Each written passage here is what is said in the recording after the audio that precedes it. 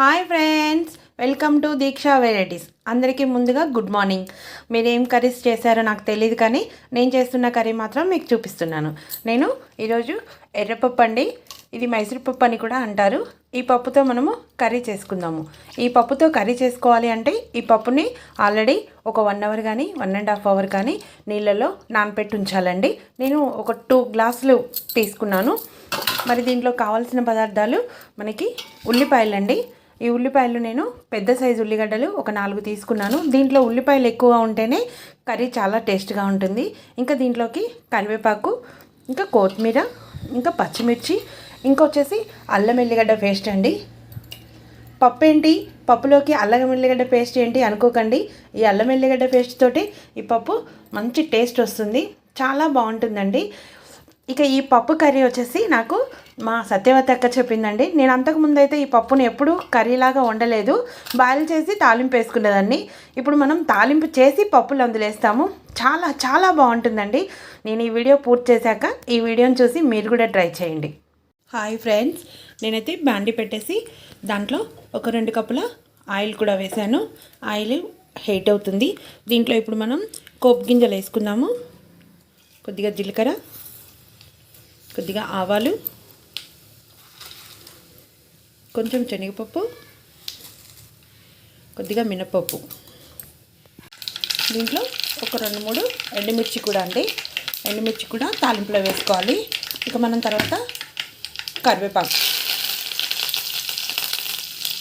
తర్వాత పచ్చిమిర్చి,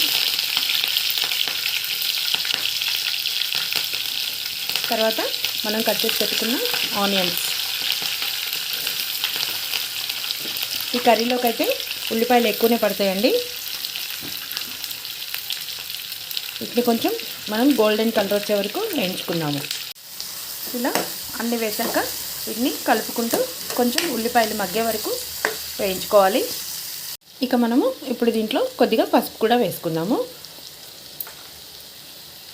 పసుపు వేసాక దీంట్లో అల్లం ఎల్లిగడ్డ పేస్ట్ కూడా వేసుకుందామండి. కొద్దిగా ఒక 1/2 స్పూన్, ఇది టేస్ట్ కోసమేనండి. ఇక వీటిని మనం గోల్డెన్ కలర్ వచ్చేంత వరకు కూడా వేయించుకుందాము. ఇలా అల్లం ఎల్లిగడ్డ పేస్ట్, పసుపు ఉల్లిపాయలకు పట్టించేసి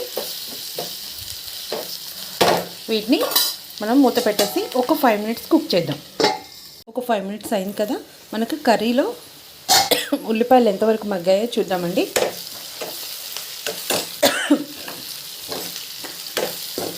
వావ్, ఇంకా కొంచెం గోల్డెన్ కలర్ రావాలి.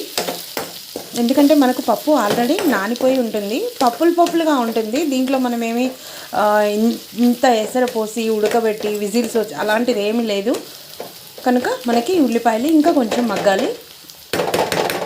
ఇంకొక 5 మినిట్స్ వెయిట్ చేద్దాము. మనకి ఉల్లిపాయ పూర్తిగా గోల్డెన్ కలర్ వచ్చేసిందండి. ఇక ఇప్పుడు మనం దీంట్లోకి మనం ముందుగా నానబెట్టుకున్న మైసూర్ పప్పుని వేసేసుకుందాము.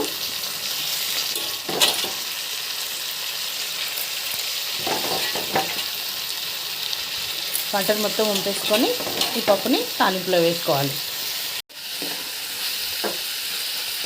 ఇక మనం దీంట్లోకి కారం వేసేసుకుందాం ఫ్రెండ్స్. అంటే కారం తినగలిగిన వాళ్ళు ఎంత వేసుకోవాలో అంత వేసుకోవచ్చు. నేనైతే ఒక స్పూన్ వేసాను. దీంట్లోకి కొత్తిమీర కూడా వేసేసుకుందాం ఫ్రెండ్స్. మీరు కూడా తప్పకుండా ట్రై చేయండి. ఈ కర్రీ పిల్లలు చాలా ఇష్టంగా తింటారు. రైస్లోకైనా సరే, చపాతీలోకైనా సరే చాలా బాగుంటుందండి. చాలా చాలా బాగుంటుంది. ఇంకా నేను దీంట్లోకి సాల్ట్ వేయలేదు. కొంచెం పప్పు ఉల్లిపాయలతో పాటు ఉడికాక సాల్ట్, కొంచెం మసాలా కూడా వేసేసుకొని ఆఫ్ చేసుకుందాం. ఓకేనా ఫ్రెండ్స్? ఓహో, చూడండి ఫ్రెండ్స్, చూడడానికి ఎంత కలర్ఫుల్గా ఎంత బాగుందో. మూత పెట్టేసుకుంటే కొంచెం ఎసరు వచ్చేసింది. ఇంకా కొంచెం ఎసరు కావాలి అనుకుంటే లైట్గా కొన్ని వాటర్ వేసుకోవచ్చు. అయితే మనం ఇప్పటి వరకు కర్రీలో సాల్ట్ వేయలేదు. ఇక సాల్ట్ వేసేసుకుందాము. ఏ పప్పులోనైనా అది ఎలా వండినా సాల్ట్ వేస్తే కొంచెం బాయిల్ అవ్వదని మన నమ్మకం. అందుకనే నేను ఇప్పటి వరకు సాల్ట్ వేయలేదు. ఇక మసాలా అండి, దీంట్లో నేను ధనియాలు, జీలకర్ర, ఇక ఈ మసాలా వేసేసుకుందాము. కొన్ని 2 లవంగాలు, 2 యాలకులు, చెక్క, అన్నీ కలిపి నేను ఇంట్లోనే మసాలా రెడీ చేసుకుంటాను. ఆ మసాలా ఒక హాఫ్ స్పూన్ అంతా కూడా అవసరం లేదు, అందులో సగం వేసేసుకున్నాను. మనకి ఇంచుమించు కర్రీ రెడీ అయిపోయింది. చూడండి ఫ్రెండ్స్, ఇదిగో బాయిల్ అయిపోయింది. తింటుంటే ఇది పప్పులుగా చాలా బాగుంటుంది ఫ్రెండ్స్. మీరు కూడా ట్రై చేయండి. దాని టేస్ట్ ఎలా ఉందో నాకు కామెంట్ రూపంలో తెలియచేయండి. Bye friends.